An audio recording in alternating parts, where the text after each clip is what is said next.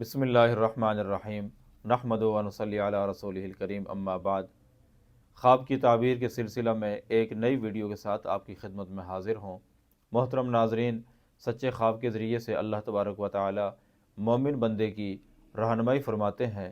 آپ صلی اللہ علیہ وسلم نے سچے خواب کو نبوت کے اجزاء میں سے ایک جز قرار دیا ہے، لہٰذا اگر ہم اپنے مستقبل کے حالات کو بہتر طور پر جاننا چاہتے ہیں تو اپنے خوابوں کی درست تعبیر جاننے کی کوشش کریں، اور اپنے خوابوں کی درست تعبیر جاننے کے لیے ہمارے اس چینل کے ساتھ جڑے رہیں۔ انشاءاللہ وقتاً فوقتاً مختلف خوابوں کی مختلف تعبیریں آپ سے بیان کی جاتی رہیں گی۔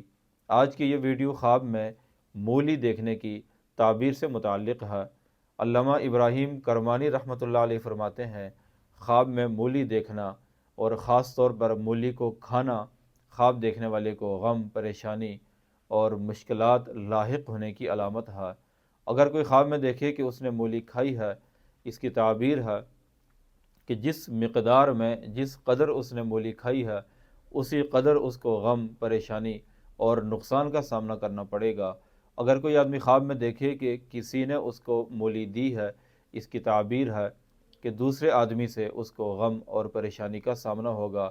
اور اگر کوئی خواب میں دیکھے کہ اس نے کسی کو مولی دی ہے یا مولی گھر سے باہر پھینکی ہے، اس کی تعبیر اچھی ہے، خواب دیکھنے والے کا غم سے، پریشانی سے چھٹکارا ہوگا۔